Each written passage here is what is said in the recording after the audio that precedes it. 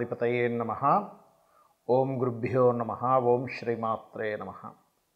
అరుణాం కరుణాతరంగితాక్షీం ధృతపాశాంకుశపుష్పబాణచాపాం అనిమాదిభిరావృతాం మయూకైః అహమిత్యేవ విభావయే భవానీం. శ్రీమాత్రే నమః. ప్రేక్షకులకి ఆ లలితాంబిక అమ్మవారి యొక్క అనుగ్రహం పరిపూర్ణంగా కలగాలని స్ఫూర్తి కోరుకుంటూ 2026 సంవత్సరం ఫలితాల్లో ముఖ్యంగా నక్షత్రాల బట్టి ఏ విధమైనటువంటి జాగ్రత్తలు తీసుకోవాలి, మీరు ప్రధానంగా ఎటువంటి విషయాల్లో మీకు గొప్ప అవకాశాలు వస్తాయి, అదేవిధంగా ఇప్పుడున్నటువంటి గ్రహస్థితి ఏమిటి.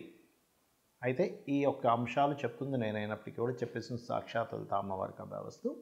సర్వసాధారణంగా మనం ఏంటంటే ఉగాది నుంచే చూసుకుంటాం మనం ఎప్పుడైనా సరే. కాకపోతే చాలామంది జనవరి నుంచి డిసెంబర్ వరకు ప్లాన్ చేసుకుంటారు కాబట్టి అసలు ఇన్వెస్ట్మెంట్స్ అనుకోండి, వివాహం అనుకోండి, ఒక గృహయోగం అనుకోండి, జాబ్ సంబంధించినవి, అబ్రాడ్ వెళ్ళేవి, ఇలాంటివన్నీ కూడా గ్రహస్థితులు ఎంతవరకు బాగున్నాయి, ఎంతవరకు సపోర్టివ్గా ఉన్నాయి అనేటువంటి విషయాన్ని ఒక్కొక్కటిగా తెలుసుకుందాం. అయితే దీనికంటే ముందు ఈ మేజర్ ప్లానెట్స్ అంటే రాహుకేతువులు నవంబర్ 2026 నవంబర్ వరకు అక్కడే ఉంటున్నారు, కుంభ మరియు సింహరాశుల్లో. దాని తర్వాత కుంభరాశిలో ఉండే రాహు మకరంలోకి, సింహరాశిలో ఉండే కేతు కర్కాటకంలోకి వెళ్తున్నాడు. ఈ సంవత్సరం అంటే 2026 సంవత్సరం అంతా కూడా మే వరకు మిథునంలో ఉండే గురువు మే తర్వాత మనకి కర్కాటకంలోకి వెళ్ళడం జరుగుతుంది. టోటల్ ఇయర్ మొత్తము కూడా శని పర్టికులర్గా మనకి ఇక్కడే ఉంటాడు మన మీన రాశిలోనే. కాకపోతే 27 జూలై నుంచి మాత్రం వక్రిస్తాడు. సో ఒక్కొక్క రాశి రీత్యా విషయాలు మనం తెలుసుకుందాం. ధనుస్సు వారికి కనుక చూసుకుంటే ఈ యొక్క రాశిలో నక్షత్రాలు మూల, పూర్వాషాఢ, ఉత్తరాషాఢ ఒకటి ఉంటుంది. మూలవారు చాలామందికి ఉన్న అపోహ ఏంటంటే మూల నక్షత్రం వాళ్ళు వివాహం చేసుకుంటే మూలకున్న వాళ్ళు పోతారని. ఇవన్నీ ట్రాష్ అండి, గుర్తుపెట్టుకోండి. ఇక్కడ శాస్త్రంలో మహర్షులు మనకు దీని గురించి ఏం రాయలేదు, మధ్యలో పుట్టుకొచ్చినవి ఇవన్నీ కూడా.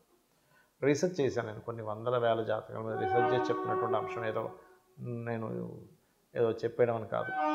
ఇక్కడ ఎవరినో ధైర్యం పెంచడానికి కూడా నేను చెప్పట్లేదు, ఉన్న విషయాన్ని చెప్తున్నాను. అయితే మూలా నక్షత్రం సరస్వతీదేవి నక్షత్రంగా చెప్తూ ఉంటారు కాబట్టి మీరు ఎంత ఉదయం నిద్ర లేచిన వెంటనే సరస్వతి అమ్మవారిని, ముఖ్యంగా గణపతిని కనుక ధ్యానం చేసుకుంటే మీకు ఎటువంటి ఆటంకాలు ఉన్నా తొలగుతాయి. ఇక పూర్వాషాఢ నక్షత్రం వారికి సహజంగానే ఎలా అయితే మూలా నక్షత్రం వారికి భక్తిభావం ఎక్కువ ఉంటుందో పూర్వాషాఢ నక్షత్రం వారికి క్రియేటివిటీ ఎక్కువగా ఉంటుంది. కాకపోతే కొంచెం ఈ శుక్ర నక్షత్రాలు, ఈ ధనుసు రాశిలో ఉండే శుక్ర నక్షత్రాలు లేదా ధను లగ్నమైన వాళ్ళు వివాహం విషయంలో కొంచెం జాగ్రత్తగా ఉంటూ ఉండాలి. ఇక ఉత్తరాషాఢ 1వ పాదం వారు సూర్యభగవాను, నారాయణుని తలుచుకోవడం మంచిది. ఈ శుక్ర నక్షత్రమైన పూర్వాషాఢ వల్ల అమ్మవారిని తలుచుకోవాలి. శ్రీమాత్రి నమః. లేదా వివాహం విషయంలో కొంచెం ఎక్కువ ఇబ్బంది ఉందనుకునేటువంటి వారు ఓం కామేశబద్ధ మాంగళ్య సూత్ర శోభిత కందరాయ నమః. అయితే ఈ సంవత్సరంలో 5వ నెల వరకు గురుబలం ఉంటుంది, అంటే గురువు యొక్క దృష్టి మీ రాశి మీద ఉంటుంది. కాబట్టి ఒక రకంగా ఎండింగ్ వరకు ఏవో పనులు అవ్వట్లేదు, ఏంటో ఈ పరిస్థితి ఏమిటి అనుకునేటువంటి సిచ్యువేషన్స్ నుంచి చక్కగా మీకు ఆ యొక్క అమ్మవారి అనుగ్రహము గురు బలం వల్ల మళ్ళీ ముందుకు కదులుతూ ఉంటాయి. ఇక ఫైనాన్షియల్ గ్రోత్ అనేది జూన్ నుంచి బాగుంది. అదేవిధంగా ఏదైనా కొత్త ప్రయత్నాలు చేస్తున్నట్లయితే 3లో రాహు ఉండడం, 3 మీద గురువు దృష్టి మే వరకు ఉన్నందుకు కొత్త ప్రయత్నాలు ఫలిస్తాయి. కాకపోతే మీకు అర్ధాష్టమ శని యొక్క ప్రభావం ఉంది కాబట్టి కొంచెం ప్రాపర్టీస్ కొనుగోలు చేసేటప్పుడు కానీ, ఏదైనా వాహనం కొనుగోలు చేసేటప్పుడు కానీ కాస్త జాగ్రత్తగా ఉండండి, గుర్తుపెట్టుకోండి. ఇక మీకు జూన్ నుంచి సంతానం కోసం చేసే ప్రయత్నాలు ఫలిస్తాయి, కొత్త ఫ్రెండ్స్ కూడా అక్కడ పరిచయం అవుతారు. కాకపోతే మీరు ఏదైనా వివాహ సంబంధించిన నిర్ణయాలు మే లోపలే తీసుకోండి. అదేవిధంగా కొద్దిగా జూన్ నుంచి అష్టమంలో గురువు రావడం మంచిదే, అంటే పూర్వీకుల ఆస్తుల విషయంలో కొంత ఎదుగుదల ఉంటుంది. కానీ ఇక్కడ శనిరాహు ఎనర్జీస్తో గురువు ఉన్నాడు కాబట్టి ఆ విషయంలో కొన్ని అంటే మీకు తెలియకుండానే మీ వెనకుంటూ మీకు మంచివారిగానే నటిస్తూ మీ యొక్క ప్రాపర్టీస్ విషయంలో లిటిగేషన్స్ ఏర్పరుస్తూ ఉంటారు. కాబట్టి ఈ విషయంలో జాగ్రత్తగా ఉండండి. లాంగ్ జర్నీ చేసేటప్పుడు కొంచెం ప్రయాణాల్లో కొంత జాగ్రత్తగా ఉండాలి. ఈ సంవత్సరం నవంబర్ వరకు కూడా బ్యాంక్ ట్రాన్సాక్షన్స్ విషయంలో కూడా కొంత జాగ్రత్త పడుతూ ఉండాలి. ఏవైనా ఉద్యోగ సంబంధించిన ప్రమోషన్స్ కావచ్చు, అవకాశాలు కావచ్చు, మే లోపలే వస్తాయి మీకు. అదేవిధంగా వ్యాపారస్తులకి లాభాలు కూడా మే లోపల ఎక్కువగా చూపిస్తున్నాయి. ఇక మీరు చేయవలసినటువంటి దేవతారాధన లక్ష్మీ నరసింహస్వామి యొక్క ఆరాధన చేయండి, అన్ని విధాలు బాగుంటుంది. చాలామంది జాతక చక్రం అసలు ఎందుకు చూపించుకోవాలి, అసలు దానికి ఉండేటువంటి ఇంపార్టెన్స్ ఏమిటి, మనకి జాతకం చూపించుకోవడం ద్వారా కలిగేటువంటి ఫలితం ఏమిటి అని అడుగుతూ ఉంటారు నన్ను. చాలామంది అనుకుంటారంటే జాతక చక్రం చెప్పడం అంటే కేవలం ఏలినాడ్స్ నడుస్తుందండి, మీకు ఫలానా సర్పదోషం ఉందండి, లేకపోతే మీకు ఫలానా ఇంకోటి ఏదో ఆశ్లేష బలి చేయించాలి, ఇంతవరకే అనుకుంటారు. అది కేవలం ఒక 1% కూడా కాదు, చాలా తక్కువ ఆ విషయం చెప్పడం అనేది. ఒకటేంటంటే మన జీవితంలో మనం బాగా ఒత్తిడి ఎదుర్కొంటున్నాము, విపరీతమైన స్ట్రెస్లోకి వెళ్ళిపోతున్నాము, ప్రతిసారి నేను జీవితంలో ప్రతిసారి ఓడిపోతున్నాను అన్నప్పుడు అది నువ్వు ఏ పరంగా ఓడిపోతున్నావు, అది ఏ భావంతో కనెక్టివిటీ అనే దాన్ని చూస్తూ లగ్నం ఎంత స్ట్రెంత్గా ఉందని చూస్తాం. అంటే ఒక వ్యక్తి చాలా అవలీలగా 500 కిలోలు టక్కన లేపితే ఇంకో వ్యక్తి 50 కిలోలు బరువు అతను లేపడానికి స్ట్రెంత్ సరిపోదు. ఎందుకు? ఇద్దరు మనుషులే కదండి, ఇద్దరు ఒకే వయసు వాళ్ళు. అంటే ఇతనిలో ఉండే శక్తి అతనిలో ఉండే శక్తి వేరు. ఏ అనే అక్షరం బి అనే పర్సన్, ఏఆర్బి అనుకుంటే మా ఉదాహరణకి.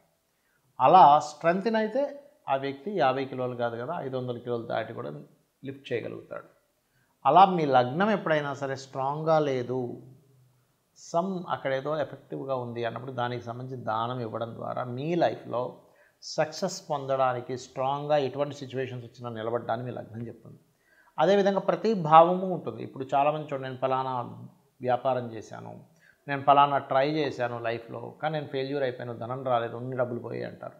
ఇక్కడ ఏంటంటే మీరు ఒక వ్యాపారం చేసేటప్పుడు ఇన్వెస్ట్మెంట్ పర్ఫెక్ట్ టైంలో చేస్తున్నారా లేదా, మీకు అసలు ఎందులో ధనయోగం ఉంది అనే దాన్ని చాలా స్పష్టంగా మనకి జ్యోతిష్ శాస్త్రం చెప్తుంది. అంతేగాని ఏదో ఇది అవ్వచ్చు, ఇది చేసి ట్రై చేయండి అనేటువంటిది ఉండదు. ఇక కొంతమందికి వాళ్ళకి లేదన్నా సరే మేము చేస్తాం సార్ అంటే ట్రై చేయండి అంటాం. కానీ ఉండే విషయం ఏంటంటే వెరీ స్పెసిఫిక్గా ఉంటుంది. మీకు వ్యాపారమా, ఉద్యోగమా, ఇక్కడుండి చేస్తే బాగుంటుందా, విదేశాలకు వెళ్ళి చేస్తే బాగుంటుందా అనేది ఒక క్లియర్ సమాధానం జ్యోతిష్ శాస్త్రం ఇస్తుంది. అదేవిధంగా అన్నదమ్ములతో కావచ్చు, రకరకాల రిలేషన్స్ ఉంటాయి మనకి. అన్నదమ్ములు, తల్లి, తండ్రి, మేనమామలు, ప్రతి భావము ఒక్కొక్క విషయాన్ని క్రోడీకరిస్తుంది. పర్ఫెక్ట్గా అసలు వాళ్ళతో మీకుండే రిలేషన్ ఎంతవరకు బాగుంటుంది, ఎంతవరకు మీకు ఇబ్బందినిస్తుంది. కొన్నిసార్లు మన కర్మని బట్టి పూర్వజన్మంలో చేసుకున్నటువంటి కొన్ని పాప కర్మల వల్ల కూడా రిలేషన్స్ రూపంలోనే మనం చేసుకున్న కర్మ ఆ యొక్క రూపంలో వచ్చి మనల్ని అది తీర్చుకునే క్రమంలో మనం కొంత స్ట్రెస్ అవుతూ ఉంటామనే ఒక క్లారిటీని ఇస్తుంది జ్యోతిష్ శాస్త్రం. అలాగే మీరు ఏం చదివితే బాగుంటుంది. చాలామంది చూడండి, పిల్లల్ని వాళ్ళకి ఇంట్రెస్ట్ లేకపోయినా నాన్న ఇది చదివితే బాగుంటుందని చదివించి వాళ్ళకి ఇంట్రెస్ట్ లేక వాళ్ళు దాంట్లో మళ్ళీ వాళ్ళకి పెద్దగా కలిసి రాక మళ్ళీ పెద్ద అయిన తర్వాత మనం ఇబ్బంది పడుతూ ఉంటారు తల్లిదండ్రులు. అలా కాకుండా అసలు పిల్లలు హాబీగా చదువుకునేది ఏంటి, ప్రొఫెషనల్గా తీసుకోవాల్సింటే ఏం తీసుకుంటే బాగుంటుందని ఒక క్లారిటీ, మీరు ఏ డైరెక్షన్లో నివసిస్తే బాగుంటుంది అంటే ఇంటి యొక్క మెయిన్ డోర్ ఒక్కొక్క వ్యక్తికి ఒక్కొక్క డైరెక్షన్ కలిసి వస్తుంది. All directions is good.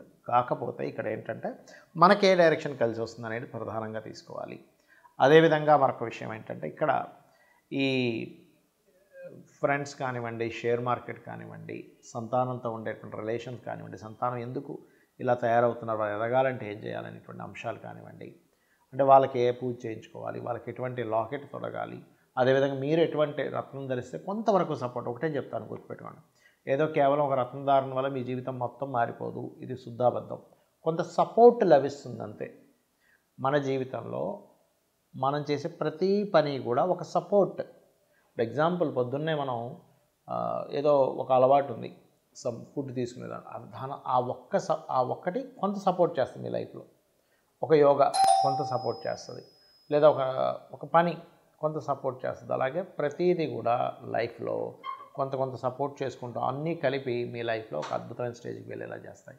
అదేవిధంగా వివాహ జీవిత భాగస్వామి ఎలా వస్తారు, ఎలాంటి వ్యక్తులతో మీకు వివాహం అవుతుంది, అసలు మీ వివాహ జీవితం ఎలా ఉంటుంది. ఎట్ ఎ సేమ్ టైం మీ యొక్క జన్మజాతకంలో మీరు వృత్తి వ్యాపార సంబంధించిన విషయంలో ఎప్పుడు అప్ అండ్ డౌన్స్ ఉన్నాయి, ఎప్పుడు ఇన్వెస్ట్మెంట్ చేయొచ్చు, ఎప్పుడు ఇన్వెస్ట్మెంట్స్ చేయకూడదు, ఇలాంటి అనేకమైనటువంటి అంశాలు. అదేవిధంగా మీరు నిత్యము ఏ దేవతారాధన చేస్తే బాగుంటుంది. అలాగే మరొక విషయం ఏంటంటే ఇక్కడ గమనించినట్లయితే మీరు ప్రత్యేకంగా ఒక్కోసారి చూడండి, మనం కార్స్ తీసుకుంటూ ఉంటాం, లేకపోతే కలర్స్ ఇంపార్టెంట్ పని మీద వెళ్ళినప్పుడు కొన్ని కలర్స్ ధరిస్తూ ఉంటాం. అంటే ఇక్కడ ఏంటంటే ఆల్ కలర్స్ ఈజ్ గుడ్, కానీ మీరు ఎప్పుడైతే ఇంపార్టెంట్ అనుకుంటారో, నేను పలానా పెళ్లి చూపులకు వెళ్తున్నాను, లేనట్లయితే పలానా ఆఫీస్లో ఫస్ట్ టైం జాబ్ చేయడానికి వెళ్తున్నాను, ఇట్లా ఉన్నప్పుడు ఒక మేజర్ ఇన్సిడెంట్, మేజర్ టర్న్ ఒకటి ఉంది మీ లైఫ్లో, అప్పుడు మీరు వేసుకోవాల్సిన కలర్ ఏంటి, ఏ డే వెళ్తే బాగుంటుంది, ఏ డేస్ మీకు బాగా కలిసి వస్తాయి. All is good, but A days మీకు బాగా కలిసి వస్తాయి. ప్రతిరోజు మంచి రోజే మన జ్యోతిషాస్త్రరీత్యా, కాకపోతే మీకు ఏది కలిసి వస్తుందని తెలుసుకోవడమే జ్యోతిషాస్త్రం. ఈ రకంగా అనేకమైనటువంటి అంశాలు, ఎటువంటి హెల్త్ ఇష్యూస్ వస్తాయని కూడా ఉంటుందండి.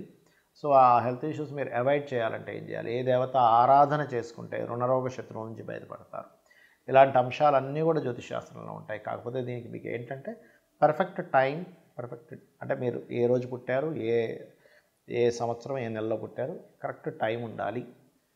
సో ఇవన్నీ లేవు, నాకు ఏమీ తెలీదు అసలు అని అనుకుంటే ఒకటే చెప్తాను, నిజాయితీగా మీ ధర్మాన్ని మీరు పాటిస్తూ అమ్మవారిని నిత్యము ధ్యానిస్తూ ఉండడం, అమ్మవారిని చూసుకుంటుంది. శ్రీమాత్రే నమః.